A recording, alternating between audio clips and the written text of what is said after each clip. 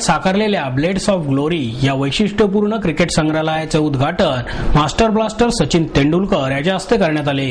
अमित एंटरप्राइजेसचे संचालक रोहन पाटे यांनी हे संग्रहालय उभारले आहे. वॉल ऑफ 100 सेंचुरीज मध्ये सचिनने कसोटी आणि एक दिवसीय सामन्यात केलेल्या शतकांची माहिती असलेल्या 100 बॅटी आहेत. त्यावर प्रत्येक शतक कोणत्या संघाबरोबर, कुठल्या मैदानावर आणि कधी केले याची माहिती आहे. पहिल्या शतकापासून ते महाशतकापर्यंतचा आपलाच प्रवास 100 बॅटींच्या माध्यमातून उलगडलेला पाहून सचिन तेंडुलकर भालावून गेला. यावेळी सचिन म्हणाला, दिग्गज क्रिकेटपटूंच्या क्रिकेट साहित्याचे उभारलेले अनोखे संग्रहालय नवोदित क्रिकेटपटूंना प्रोत्साहन देणारे ठरेल. वेस्ट इंडिजचे वेगवान गोलंदाज माल्कम मार्शल यांची टोपी येथे पाहून मी भावनावश झालो आहे. रोहनने उत्साहाने तर त्याचे वडील किशोर पाटे यांनी एक पॅशन म्हणून हे संग्रहालय उभारले आहे. गेली 2 वर्षे जगातील विविध देशांचा प्रवास करून एकत्रित केलेल्या क्रिकेट साहित्याच्या या संग्रहालयाने पुण्याचे नाव लौकिक होणार आहे. नवोदित क्रिकेटपटूंना ते प्रेरणादायी ठरणार आहे असे सांगून सचिन पुढे म्हणाला, रोहनला माझ्या वर्ल्ड कपची जर्सी मी अत्यंत जवळचा मित्र म्हणून दिली आहे. मला खात्री होती की सुरक्षित ठिकाणी मांडली जाईल. मी मैत्री कशात मोजत नाही. मैत्री ही मनापासून केली जाते. 2 वर्षांपासून या संग्रहालयातील क्रिकेट साहित्य एकत्रित करण्याचे काम रोहनने ज्या पद्धतीने केले आहे त्याला तोड नाही.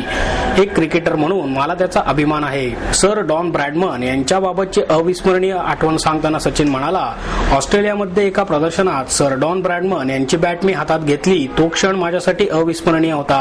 नवोदित आणि उदयोन्मुख क्रिकेटपटूंनी आपल्यामध्ये जिद्द, उत्साह आणि प्रेरणा निर्माण करण्यासाठी या संग्रहालयाला नक्कीच भेट द्यावी असेही त्यांनी नमूद केले.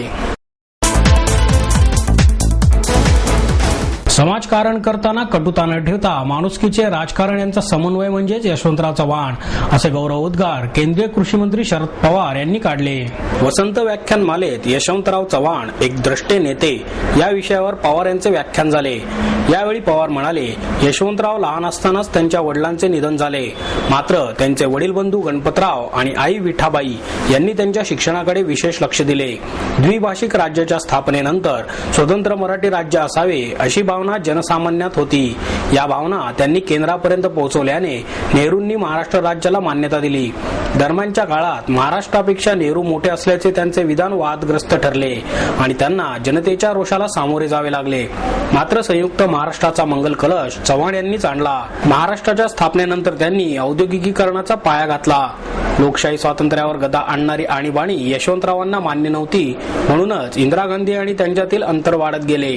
त्यांच्यासारखा चतुरस्त्र, सरळ, सद्गुणी, सच्चरित्र, स्वच्छ नेता मी पाहिला नाही असे सांगून पवार म्हणाले, लाल बहादूर शास्त्री यांच्या निधनानंतर यशवंतराव चव्हाण यांना पंतप्रधान पदाची संधी चालून आली.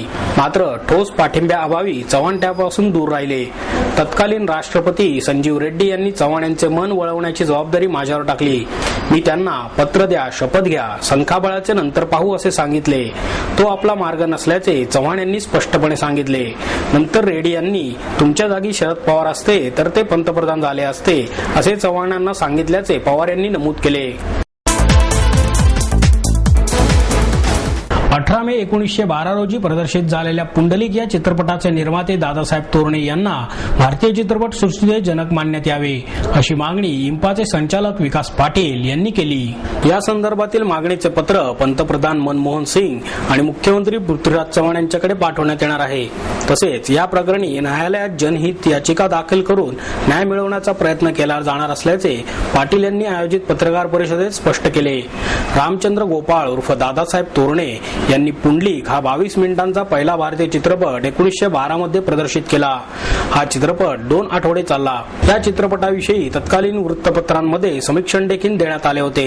विकिपीडिया या संकेतस्थळावर या चित्रपटाचा उल्लेख करण्यात आला आहे. तोरणे यांनी चित्रपटासाठी कॅमेरा आणि कच्ची फिल्म विकत घेतली होती. चित्रपटाची संहिता लिहून हा चित्रपट निर्माण करण्यात आला होता. चित्रपटाचे चित्रीकरण झाल्यानंतर त्याची रॉ फिल्म लंडनला प्रोसेसिंगसाठी पाठवली होती. त्यानंतर हा चित्रपट 1912 मध्ये प्रदर्शित करण्यात आला.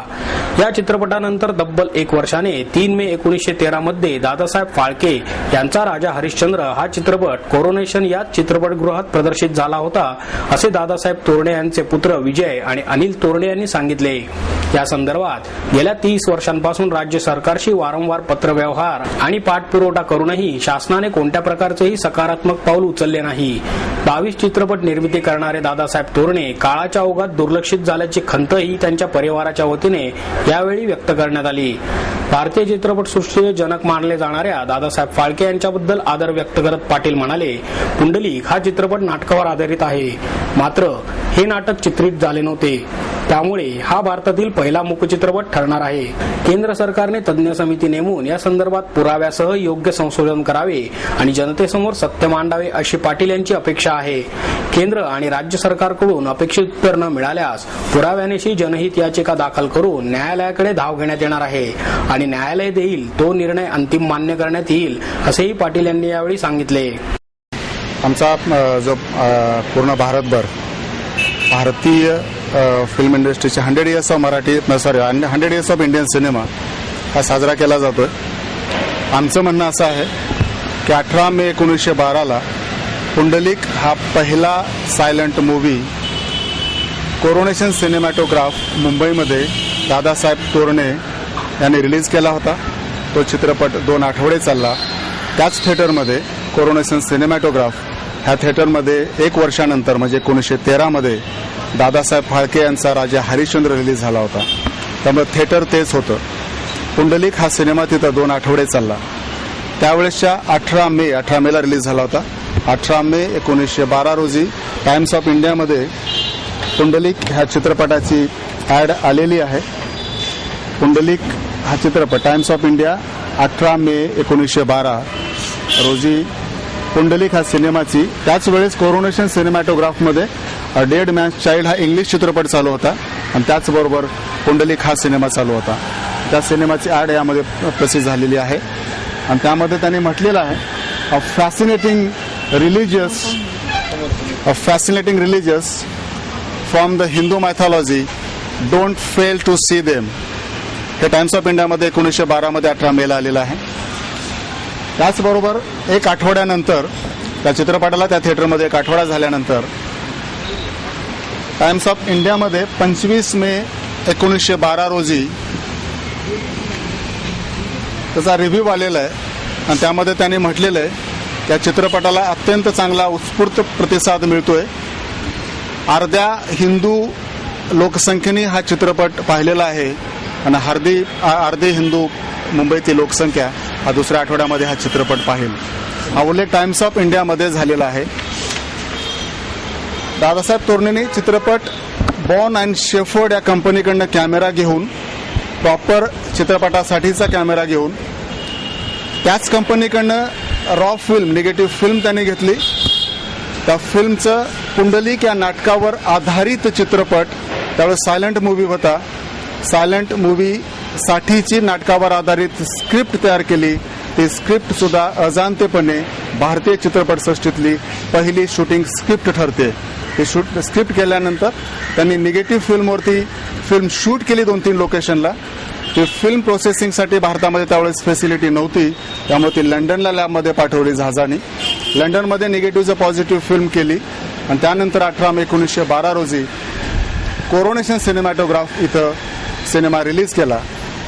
त्यामुळे भारतीय चित्रपट सृष्टीची 100 वर्षे ते 3 मे पासून सुरू होत नसून ते 18 मे 2012 रोजी 100 वर्ष संपतात, असं आमचं म्हणणं आहे. आमची मागणी अशी आहे की हा चित्रपट आहे 22 मिनिटाचा हा चित्रपट होता. त्या काळामध्ये 30 ते 40 मिनिटाचे चित्रपट बनले जायचे. हा कंप्लीट चित्रपट होता, 2 आठवडे चालला होता. त्यामुळे केंद्र सरकारने, पूर्ण शासनाने, भारतीय चित्रपटसृष्टीचा हा पहिला चित्रपट म्हणून त्यासाठी मान्यता द्यावी. त्यासाठी आम्ही माननीय पंतप्रधानांना पत्र लिहित आहोत. त्यांच्यासमोर सर्व पुरावे आम्ही त्यांना पाठवत आहोत. त्याच्याच प्रती आम्ही भारतातल्या सर्व राज्याच्या मुख्यमंत्र्यांना आम्ही त्याच्या कॉपी पाठवणार आहोत. भारतीय फिल्म इंडस्ट्रीतले ज्या फिल्म संघटना आहेत, असोसिएशन्स आहेत, त्यांना आम्ही पत्र पाठवणार आहोत. आणि त्याची जर दखल घेतली गेली नाही तर आम्हाला शेवटचा पर्याय, कारण 100 वर्षामध्ये ज्याची दखल घेतली नाही त्यासाठी आमच्याकडे फक्त शेवटचा पर्याय शिल्लक राहतो. याचा निर्णय फक्त माननीय कोर्ट, फक्त न्यायालय करू शकतं. त्यासाठी आम्ही पब्लिक इंटरेस्ट लिटिगेशन, जनहित याचिका आम्ही दाखल करणार आहोत. कोर्टाने यावरती तज्ज्ञ समिती नेमावी. कोर्टाने याचं रिसर्च करण्यासाठी तज्ज्ञ समिती नेमून त्याचा अभिप्राय घ्यावा आणि कोर्टाने सर्व फॅक्ट सर्व परिस्थिती पुरावे पाहून कोर्टाने निर्णय द्यावा आणि आम्ही अशी पूर्ण भारत सरकार सर्व राज्य सरकार न्यायालय यांच्याकडे आम्ही दाद मागणार आहोत की पहिला भारतीय चित्रपटसृष्टीतला चित्रपट हा पुंडलिक आहे, तो 1912 मध्ये झालेला आहे आणि त्यामुळे भारतीय चित्रपटसृष्टीचे आद्य प्रवर्तक भारतीय चित्रपटसृष्टीचे खरे जनक फादर ऑफ इंडियन सिनेमा हे दादासाहेब तोरणे होतात.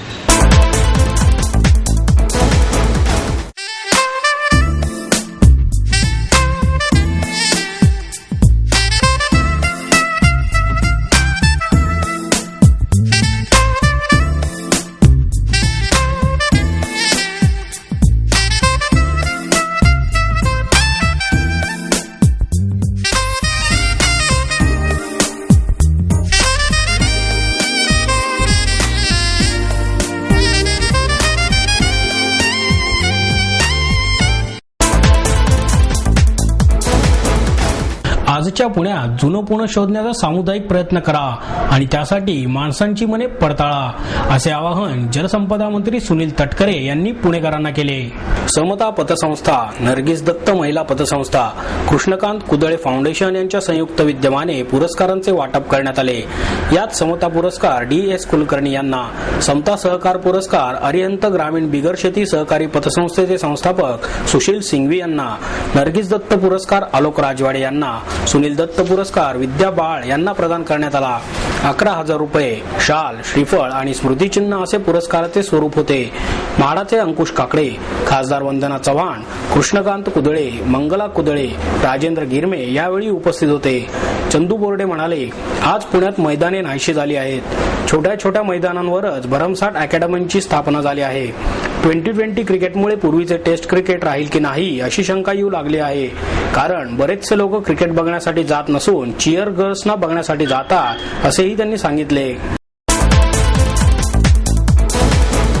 शिक्षण हक्क कायद्याअंतर्गत आर्थिक दुर्बल घटकातील विद्यार्थ्यांसाठी जागा आरक्षित ठेवाव्यात या मागणीसाठी शिक्षण हक्क मंचाच्या वतीने रास्ता रोको आंदोलन करण्यात आले. मंचाचे अध्यक्ष मतीन मुजावर, नितीन राजगुरू, सुरेश जैन, अतुल जोडगे, दिलीप निंबळे, श्याम फासगे, ॲडव्होकेट चंद्रकांत घाणेकर यांनी आंदोलनाचे नेतृत्व केले. शासकीय मध्यवर्ती इमारतीमधील शिक्षण संचालनालयासमोर गेल्या 8 दिवसांपासून शिक्षण हक्क मंचाच्या वतीने धरणे आंदोलन करण्यात येत आहे. सर्वोच्च न्यायालयाच्या निर्देशांचे पालन न करणाऱ्या शाळांवर कारवाई करण्यात यावी अशी मागणी यावेळी करण्यात आली. सर्वोच्च न्यायालयाने शिक्षण हक्क कायद्याअंतर्गत सर्व CBSE, ICSE, विना अनुदानित आणि इतर सर्व खाजगी शाळांमध्ये 25% जागा आर्थिक दुर्बल घटकांसाठी आरक्षित ठेवण्याचे आदेश दिले आहेत. आदेशाची अंमलबजावणी तातडीने होणे गरजेचे आहे. सध्या शालेय निकालांचा कालावधी आहे. जून महिन्यात शालेय सत्र सुरू होते.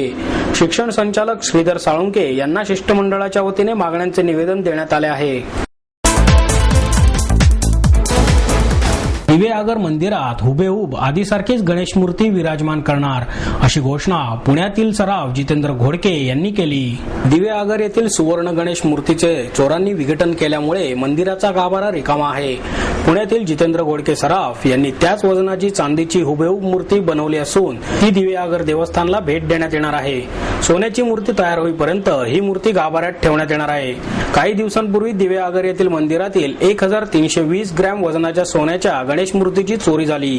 घोडके सराफ यांच्या वतीने त्याच वजनाची 24 कॅरेटचा सोन्याचा मुलामा असलेली चांदीची मूर्ती मंदिराचे विश्वस्त आणि सरपंच उदय बापट आणि मंदिरांच्या इतर विश्वस्तांकडे सोपवण्यात आली. जितेंद्र घोडके सराफ म्हणाले, काही महिन्यांपूर्वी भास्कर तळवळकर यांच्यासाठी आपण मूर्तिकार गणेश हजारे यांच्या हस्ते दिवे आगर येथील मूर्तीप्रमाणे श्री गणेशाची चांदीची मूर्ती तयार केली. मात्र ही मूर्ती मंदिरात ठेवली जाते, घरात ठेवणे योग्य नाही असे तळवळकर यांना सांगण्यात आले. त्यावेळी त्यांनी ही मूर्ती परत माझ्याकडे आणून दिली. तेव्हापासून ही मूर्ती आपल्याकडे होती. ती आपल्याकडे का राहिली याचे उत्तर दिवे आगरच्या मूर्तीची चोरी झाल्यानंतर आपल्याला मिळाले. दिवे आगरच्या मंदिरात या मूर्तीची प्राण प्रतिष्ठापना करण्यात येणार आहे. भविष्यात ज्यावेळी सोन्याची मूर्ती बनवण्यात येईल त्यावेळी मूर्तीसाठी 100 ग्रॅम सोने देणार असल्याचे घोडके यांनी सांगितले. मूळ मूर्ती तयार झाल्यानंतर ही मूर्ती पूजेची मूर्ती म्हणून ठेवण्यात यावी अशी अपेक्षा त्यांनी व्यक्त केली. विविध मागण्यांसाठी रिपब्लिकन पक्षाच्या वतीने आरक्षण रॅलीचे आयोजन करण्यात आले. केंद्र, राज्य आणि स्थानिक स्वराज्य संस्थांमध्ये मागासवर्गीयांचा अनुशेष त्वरित भरण्यात यावा, तसेच खासगी क्षेत्रात आरक्षण लागू करण्यात यावे, अशी मागणी रिपब्लिकन पक्षाच्या वतीने आरक्षण हक्क रॅलीमध्ये करण्यात आली. रिपाईचे शहर नेते आणि शिक्षण मंडळाचे सभासद बाळासाहेब जानराव आणि रिपब्लिकन श्रमिक ब्रिगेडचे प्रदेशाध्यक्ष महेश शिंदे यांच्या नेतृत्वाखाली महाराष्ट्र दिनी शहरात आरक्षण हक्क रॅली काढण्यात आली.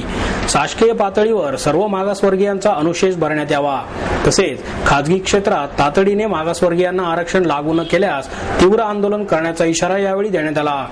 यावेळी रिपब्लिकन पक्षाचे राष्ट्रीय कोषाध्यक्ष MD शेवाळे, जानराव, नगरसेवक डॉ. सिद्धार्थ धेंडे, नगरसेविका सुनंदा देवकर, राजू शिंदे, विक्रम आल्हाट, भगवान गायकवाड आदी सहभागी झाले होते.